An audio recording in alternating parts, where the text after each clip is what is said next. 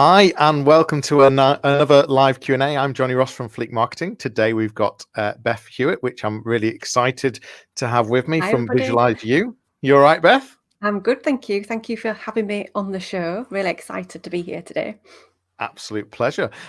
So we are live streaming on Facebook in the Coronavirus Yorkshire Business Support Group.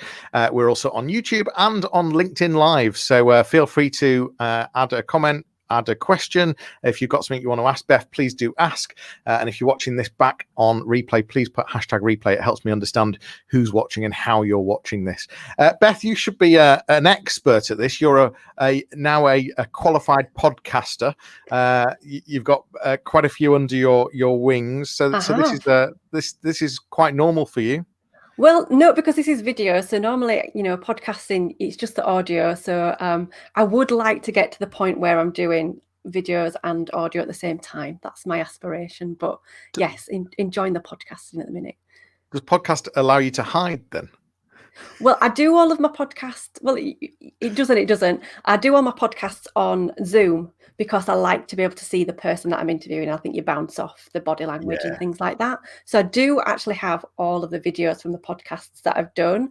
I just haven't been brave enough yet to put them out there on YouTube, but maybe in the future get a good editor to look at them and get them on YouTube as well. That makes sense. I want to go right back. We're going to come to Visualise You, and that's about pivoting and some other P words, I think, as well. But I want to go right back to how you've got to this. And I heard that you'd had 23 jobs over 27 years. In fact, at the age of 12, 13, you were sent out to to work as a dishwasher. I don't want to steal your thunder here, but from what I can understand, you've worked in births, deaths and marriages, the Equalities Office, retail at Staples, carpet manufacturing, teaching A-level sociology, banking, chemicals, transport, accounts, wine and spirits. You've even been on the Midget Gems line, which I quite would like to have been there. I like the black ones. Events. I mean, the list is endless. Take us back.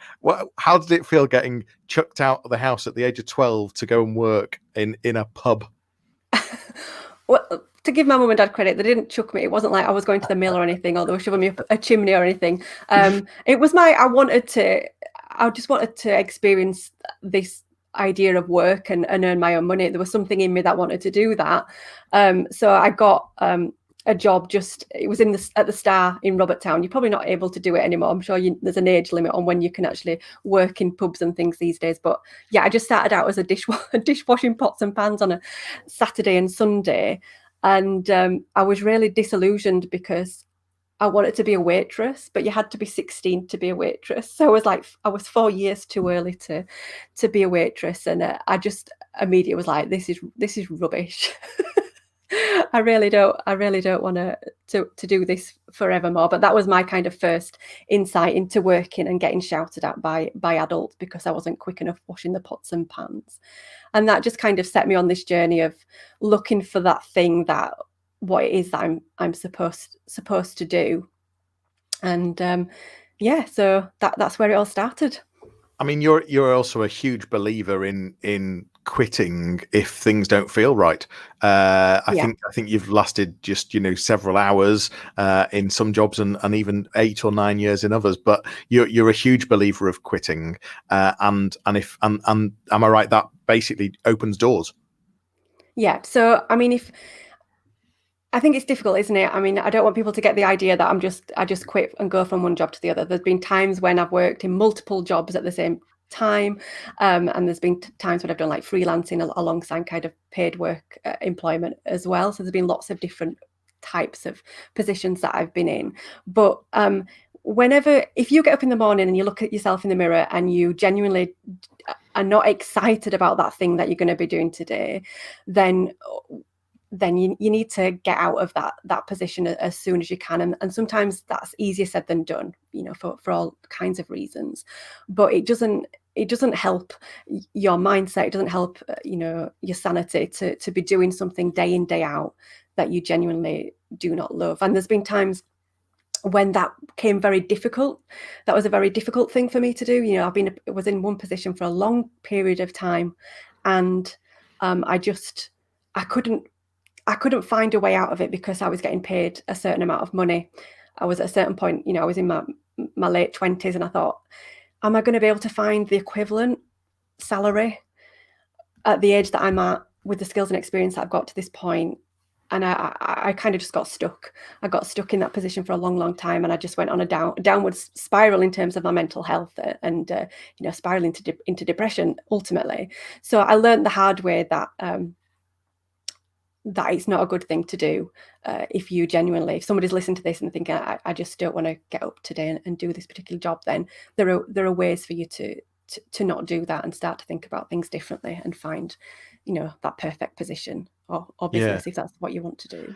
Yeah, absolutely. I mean, but credit to you. You've had some seriously senior jobs, and you've been involved in all sorts of different things, from public sector to equalities, all sorts of different things. So I think for me, you've shown that actually it does open doors, and it is, don't get stuck in something, and that's a big thing. The new company that you've set up, Visualise You, really placed your strengths of what you do on a daily basis. You're into meditation, you're into visualization, you're very spiritual, I believe. Just talk to us about how was that started at the age of 4? Is that right?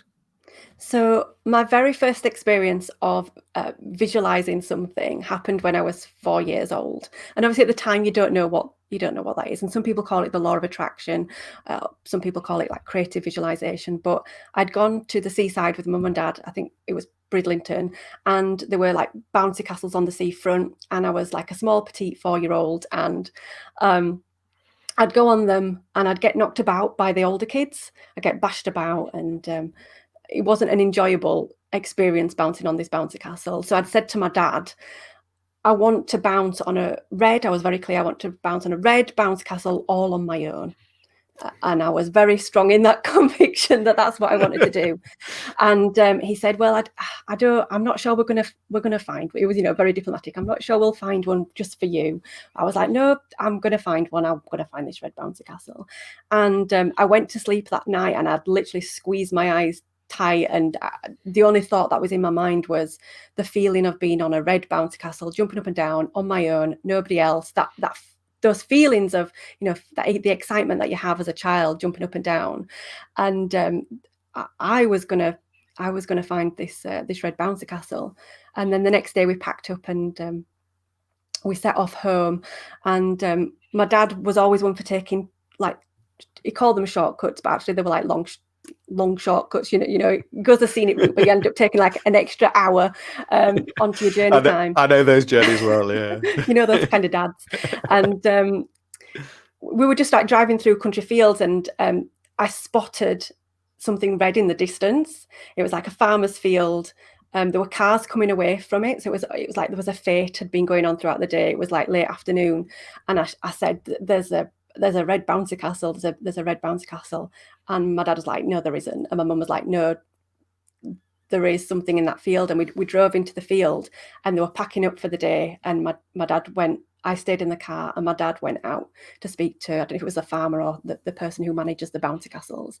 And he asked if I could go on, they were packing up, but would I be able to go on? And he said yes. And I just ran and jumped and on the red bouncy castle, and I've got pictures of me bounce on the bouncy castle. And I know I believed it with all of my heart that it was going to happen. There was no deviation around that. This scenario was not going to happen, and it was very simplistic, but that was my first experience of visualizing something, and that has just stuck with me throughout my life. It's been a big part of kind of my life, and I always look back to that first time that happened.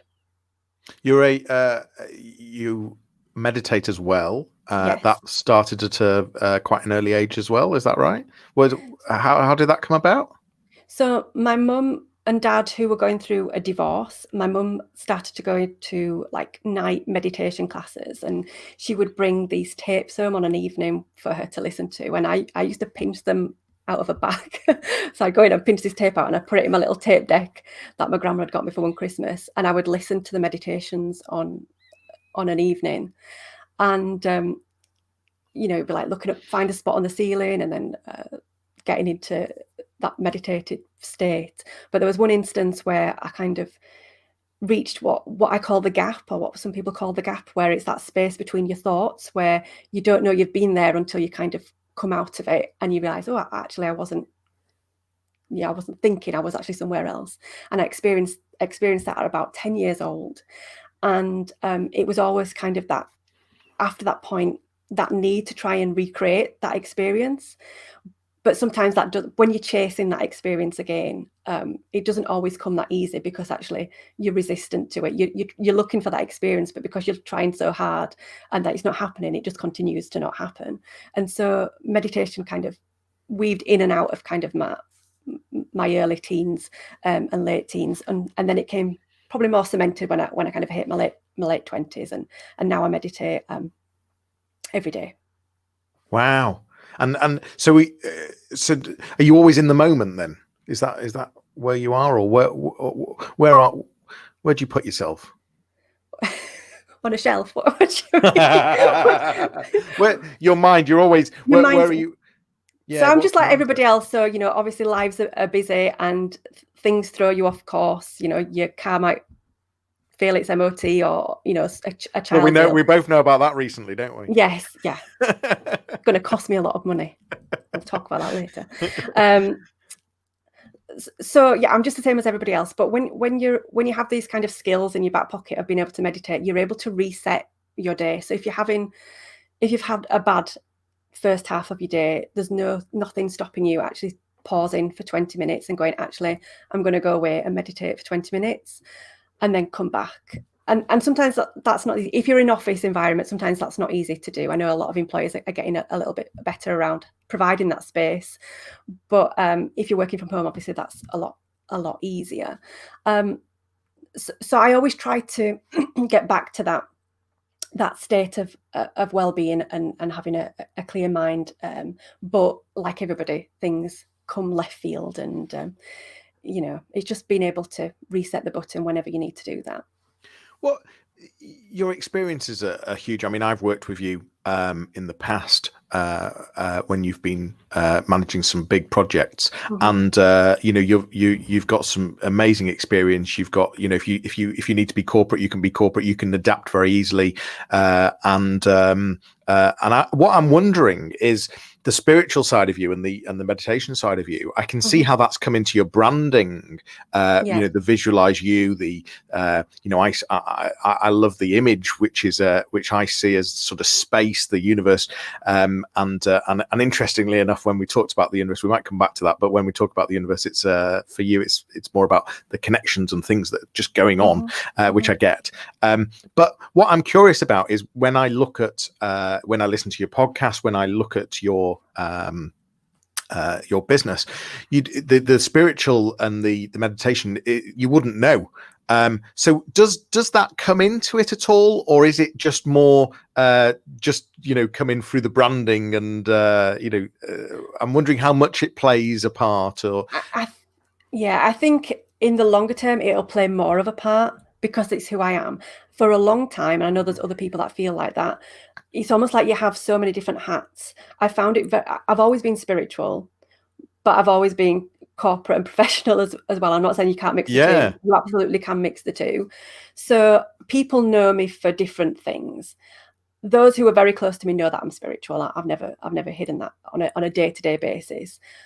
But if you're only seeing me for one thing, if you think that I'm a project manager and I manage business support programs for local government, then that's what you might think of me. It will play more of a part because it's who I am. And it needs to happen more because, again, that's who I am. I need to be more authentic. So I'm 5 shows into the podcast, and actually the show that drops tomorrow is about gratitude. So that will start to play kind of some of the more spiritual mindset aspects. So it'll be a bit of a mixture, and I think you'll see that develop for me over the coming weeks, months, years, and however far ahead we go, because it's who I am, and I need to show that side of me as well. Yeah, and obviously it's helped you. It's what's got you to where you are, and all Hmm. and all the experiences you've got. I assume is because you can connect with yourself so much. You talked about gratitude, the show that's dropping Hmm. tomorrow. That you've got a course coming out, the gratitude challenge. Is that right? Can you tell me a bit more Yeah. about that? So I'm not sure because there's lots of different challenges, and actually what I'm trying to create feels a little bit more than a challenge. It feels more like a gratitude journey. And the reason why I want to do this is that it's born out of kind of this year that we've all had, 2020. It's been incredibly difficult for lots of different reasons for lots of different people. And I really feel like we need to take stock of actually how far we've come, what we've achieved, what we can be grateful for, because we don't know what's coming in 2021. So I really kind of want to help people have a look back, almost like a closing ceremony in December of what we've achieved, what we've done, but then transition through to January with starting to create that intention of what's coming next and what we can do and how we can visualize that kind of new reality that we maybe want to create in 2021. And because we don't know what's going to happen, are we going to still be going in and out of lockdown, just to give people that toolkit of mindset and resilience, and just so it doesn't feel like we're going to get swept off our feet again if things need to change all of a sudden. So yeah, so that's coming December. I'm hoping to start that on the 1st of December. So Brilliant. yes. The type of people you work with, I mean, it could be anyone. Perhaps they've been made redundant. Mm-hmm. Perhaps they're just looking for a change. They don't have the confidence. What you tell me about some of the people that you work with, and where you were best fit? How would you describe some of those people? So I mean, it's been a range of different people. So I've had teachers, so people who are still in employment, who want a better work-life balance. I've had one lady who'd had a business for a long time, and it was just not making as much money as it did before. It wasn't as profitable, and she really had these dreams of being of traveling more and doing things with her family. She's got grandchildren, so she's actually now pivoted away, and she's now kind of blogging and traveling, and she goes around Europe on a motorbike with her partner, and she sold that business. And then I've also had a lady who has been writing all of her life since she was a teenager, and now she wants to finally create a novel, and to finally start coaching other people in a creative space as well. So it's a whole kind of mixture. It could be, somebody who's wants to just pivot in their career, somebody who wants to leave corporate 9 to 5 and start their own business, or somebody who is having to pivot because of the circumstances that have been thrust upon them, whether it's a pandemic or they've been made redundant or something else. So it's a real mixture really of people that I've been able to work with. And the way you work with them, I'm assuming that you help them consider options, challenge them, make them think about different things, tease out some of their passions. I'm assuming is that Yeah, all of yeah, that. that's yeah. Yeah. The answers are all within ourselves. So whenever I'm working with somebody, it's not me giving them the answers. Everybody has the answer within themselves. So it's just about asking the right questions in the right way and providing, the right tools and skills of how to do that. Yeah, and remind me the words of your business. There's pivoting. What? Just remind me the different words. So pivot, package, promote, and profit. So those are And kind of the just 4 pillars. talk me through each one of those. So pivot is obviously pivoting. So it's all about the mindset and being able to do that. Packaging is all around, because most of the people I work with are maybe starting online businesses. So packaging is really starting to think about how you want to show up. Do you want a podcast? Do you want to do more videos? Do you want to be an influencer? Do you want to be a blogger? Do you want to write? So it's more about how you would package yourself online. Promote is then the marketing aspect of that. So how you then get yourself out there into the world. And then profit is obviously the profit is a business strategy, how you price yourself, that kind of things, that kind of stuff as well. And I have to say, so I don't do all of that myself. I kind of set that framework, but the podcast, which is another P, is is really a way for me to bring experts onto the show. So, for example, if somebody's a really good guest in sales, for example, then I would bring them on and they would talk about that aspect. So it means that you're getting not just me, but you're actually getting, information from a wide range of people as well. Yeah, and I'm interested in profit being the last one, because and I'm confident you must see the same as me, that in a lot of cases it's not just about money, is it? A job or a company so is profit for you, when you've come up with that name, is that purely about cash, or is it profit in yourself as well? Oh, I I'm like that. curious.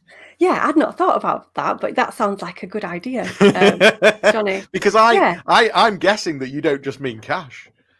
No, I don't. I mean the whole holistic look at, how we do that. And sometimes it's the mindset that plays into it. So you could be a really good marketer, you could have everything set up, you could be doing the same thing as somebody else, but you're not having the same success as somebody else. And sometimes that's because of your mindset, or there's some kind of resistance, or there's something back there that is stopping you fulfilling the potential. So it comes hand in hand.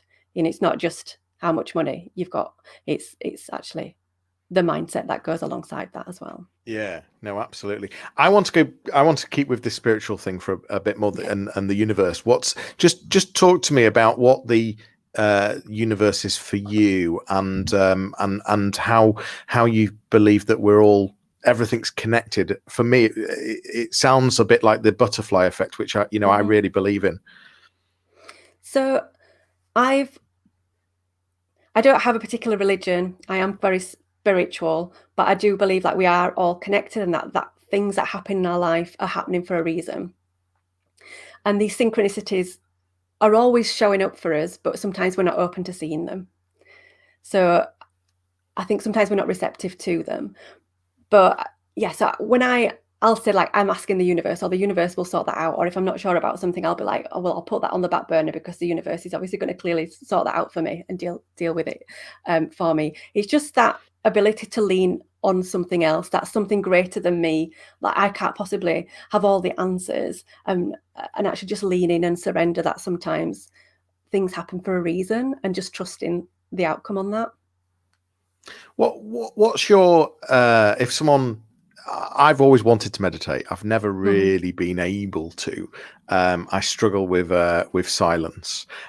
What would be your advice? I think don't get hung up on that this thing called meditation is really difficult or rigid.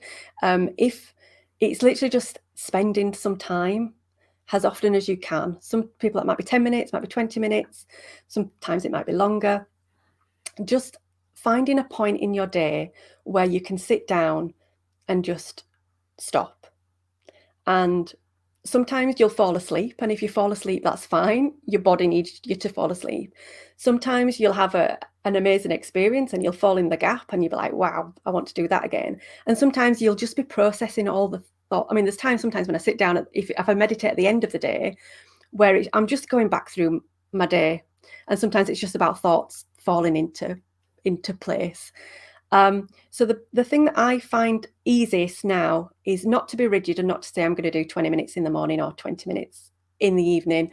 It's actually when you want to be more intentional. So you might have got to, in the middle of your day, you've done all your emails, you're now about to start the next task for the day, and you're not completely sure.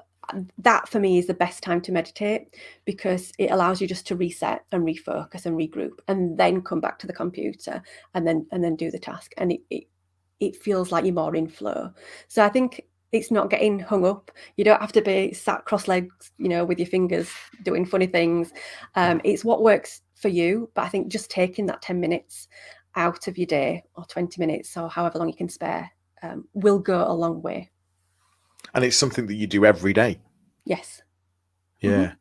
It's a good routine, but at the same time, it's about not having it in a set routine where it has to be 8 o'clock every morning or 9 o'clock every night, or it's about where it feels right, where it fits in. Yeah. If I don't meditate, so if I miss a day, because days do get busy, but if I miss a day, then I'll immediately feel like I'm not in flow anymore. Wow. And those Wow. synchronicities will stop showing up for me.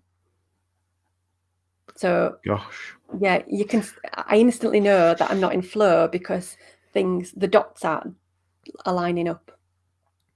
So you're very passionate about writing. You love writing. You started writing from an early age. You set up a business. Was it simply blogging network? Yeah. You were earning on a part-time basis. I think you were earning just £1,000. You were earning one. Just was it was. Let me rephrase this. This was a hobby, I believe, and I think you were earning £1,000 a month from just a bit of a hobby. So it was a hobby that turned into a business. Yes. Okay. And so you're a passionate blogger. There was times when you couldn't blog, but blogging's come back to you. I'm a huge believer in blogging. I mean, for me, it's one of the key secrets to search engine optimization. It's a great way to show passion. It's a great way to show thought leadership, all sorts of different things. And I think it could be repurposed. So you don't need to convert me at all. But tell me more about the blogging now. What do you like to write about? Where are you typically writing, and what's blogging for you? So it's always kind of spiritual and life lessons that I like to really write about, but I think I can be quite witty. It's difficult sometimes when you're trying to be deep, but also trying to be funny at the same time. So it's just really about me getting my personality out there a little bit more. But I like to tell stories. So I like, things like the Red Bouncy Castle. I like to talk about life experiences, but from a storytelling perspective, so people can relate to it. I write on my sites. I've got a website, BethHewitt.com, which is where my blog posts are, but then obviously VisualiseU.com is kind of the podcast. And I write on Medium, which is another great platform where you can kind of network with other writers. So I think sometimes it's just about writing more. The more you write, the better you get at your craft. And actually, when you're networking with other writers, then you learn as well just by reading other people's pieces of work as well. You've been on Medium for years, haven't you? I've been on there for years, but I've only been writing there until maybe about the last 6 months. Oh, okay. Sorry, I thought you used to write on it earlier. I've got like 600 followers, but wow. So I joined in, I think 2014, 15, didn't touch it, came back in 2020 and I'd got like 400 followers that had just followed me. That's how to do it. So if you're thinking about writing in like 5 years time, you need to go on Medium now. And then when you come back in 5 years, you'll have like 500 followers. That's brilliant. I was like, wow. And then when I'm networking with other writers, they're like, how have you got like 600 followers? I'm like, well, what I did was I set it up 5 years ago and then came back. So Beth, Visualise You, you've started a podcast. Why a podcast? And tell me more about the thought process of how you got into that. I mean, how did you get into that? A lot of people think about a podcast and they think way too technical, wouldn't know where to start. Well, why podcast? So there's a number of different answers to this question. It depends how far you want to go back. So I went to see we'll do the long one. So I went to see a psychic back in 1999 and she said I would have a radio show. And I was like, no way. No, yeah, she did. And I was like, a radio show? I'm not going to be on the radio. Anyway, obviously podcast probably wasn't in the psychic's mind back in 1999. So anyway, that's been at the back of my mind all this time.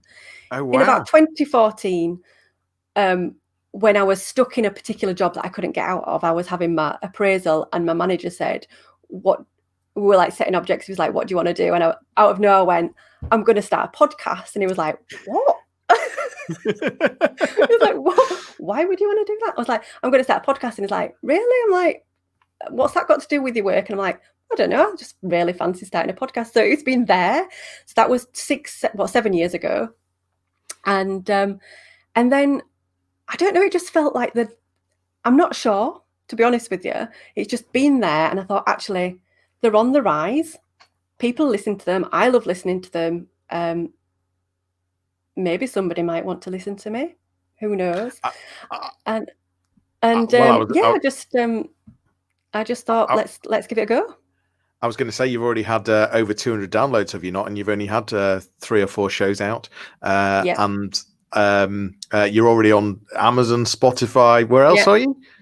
I'm on Amazon Music as of last week, Google Music, Spotify, Stitcher, all like Pocket Cast, all kind of apps that you have on your phone, and Apple. iTunes, obviously. Apple is the big one. So yeah.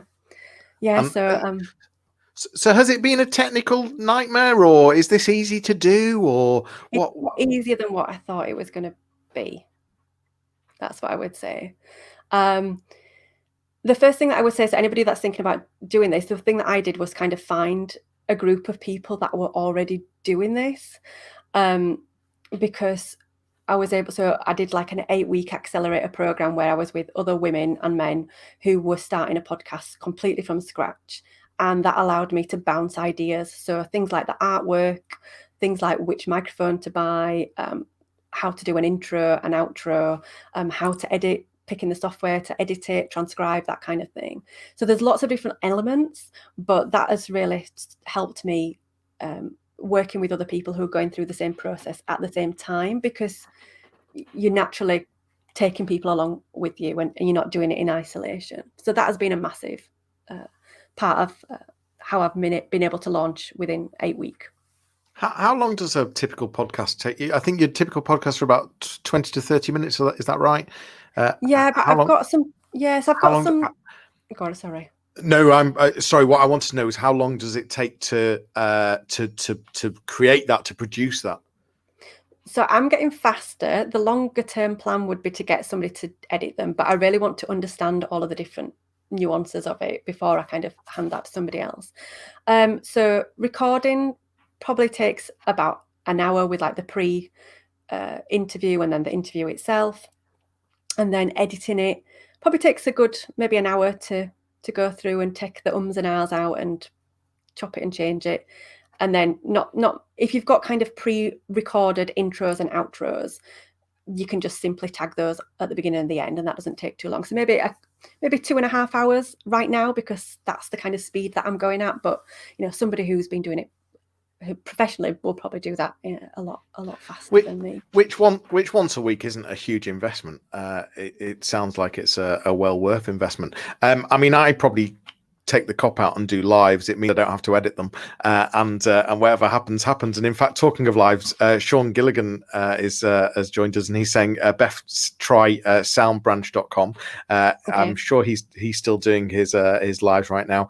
Michael Grant's been listening as well, and I think this comment came along when we were deep in the spiritualization side of things. Okay. Sean's just said, no editing on soundbranch.com. Just build your podcast with voices, notes on playlists. You record your podcast as you go. So good to know. Thanks, Sean. So that's all good. You also talk about how you repurpose your podcasts as well. So once you've done a podcast, where are you then? Where else does that then go? So I put the transcript on my blog because I think it helps with SEO. I also do show notes out of those, which are on the site. I use the transcript to then write about some of the life lessons that have come out of the podcast interview itself, and I put those on Medium. And some of those will also go on my blog as well, but I also put those on Medium behind the paywall, because you can get paid for people that read the content as well. So that's why I put them there. I create audiograms out of the sound, which I can then repurpose and put on, Instagram, Facebook, LinkedIn. And I'm planning on using, because I use Zoom to record the podcast, I'm planning to put the podcasts, the video side of the podcast onto YouTube as well. So, I mean, you could create 1 million pieces of content, not 1 million, that would be ridiculous, but you could create a good quantity of pieces of content just out of one 25-minute podcast.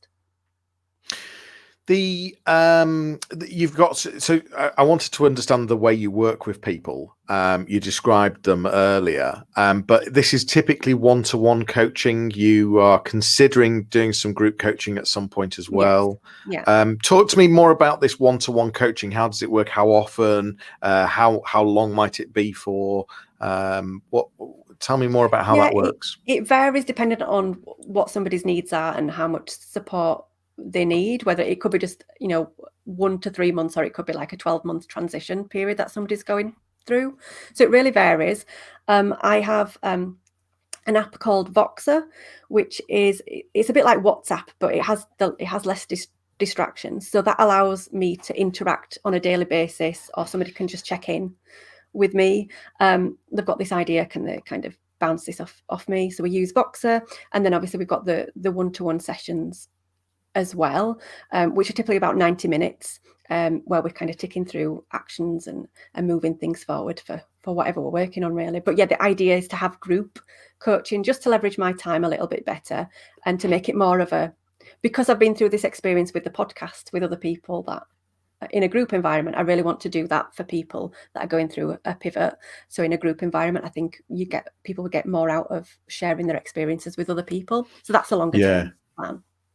I mean, and again, I said that I've had experience of working with you, and recently as well. I can see that you are the sort of queen of processes, and you're very organised, and I imagine that you make sure that everyone gets a ton of value out of these sessions, because I'm guessing that you sort of have every area covered to make sure you talk about it. And I totally realise that you're very flexible as well, but you make sure that everything's done correctly. Is that fair to say? That's my experience. That's my experience of you, Beth. Maybe in my work, I'm not at home. So my partner is forever rearranging the cups and saucers because I don't put them in the cupboard in the correct way. But yeah, I think it's different, is it, when you're at home or when you're at work. I try to be as organised as possible, and that's the project manager in me. I mean, you can't get away from that when you've been project managing things for so long. It comes with the territory. So yeah, and I think that's why I've got the pivot package, promote and profit pillars, because it's very similar to what I've done with like the Digital Knowledge Exchange and Superfast West Yorkshire, and the women and business support programs I've done, where you've got different events strands. So SEO over here, and LinkedIn over here, and artificial intelligence over here, and business advisor over here. It allows me to put things in these different pillars, which is the way that my mind works. So there's kind of method in my madness around doing that as well.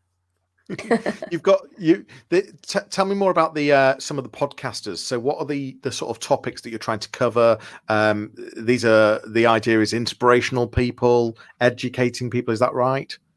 Yeah, but what I wanted to do, because I'm trying to inspire people to pivot, I didn't want the stories to be so out of reach. So I don't want to be interviewing, people that feel so far ahead of where that person is right now, because it feels unattainable.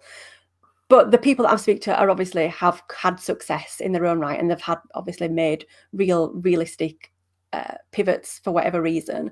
And those are the stories that I want to bring out, because I really feel that we all have skills and experience that we need to be shouting about. So one of the questions I ask all of the interviewees is about their superpower, which sounds a bit silly, but actually I don't think we're very good at selling ourselves sometimes. So I ask what their superpower is. What would you be the go-to girl or guy for? What would somebody come and talk to you about? What are you really good at? And it makes people think about that. So I've had an ex-model, an ex-26-year-old model who has recovered from an eating disorder, who wrote a book of poems that helped her through that period, which is now published and has set up a business on the back of that.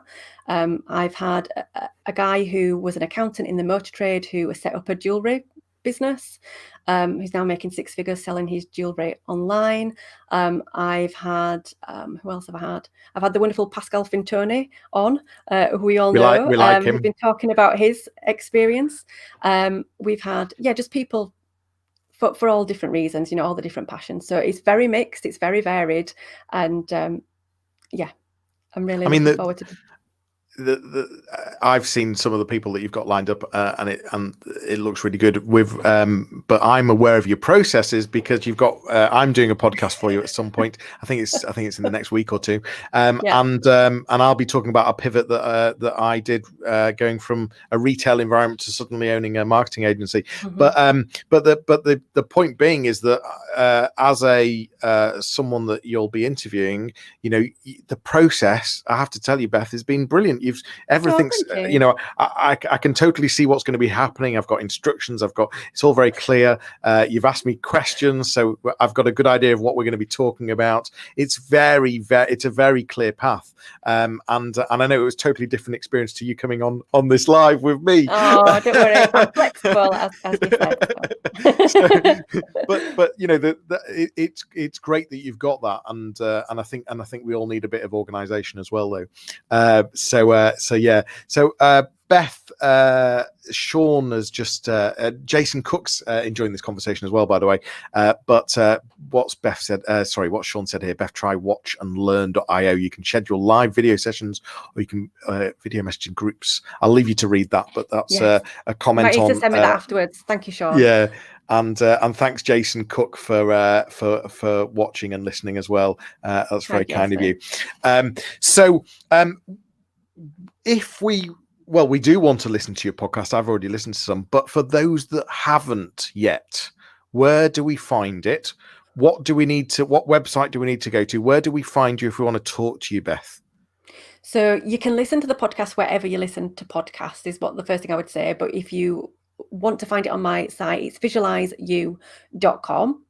And you can also find me at BethHewitt.com if you're wanting to look at some of the coaching packages that I have. The coaching packages are always also on Visualise You, so you can find them at both those places. But yeah, I think those are the main places. And you're on LinkedIn and all the other normal channels. If we're looking on podcasts, we're just searching Visualise You. That's correct, isn't it? Yes. VisualiseYou.com. I've really enjoyed this. I have too. You so much.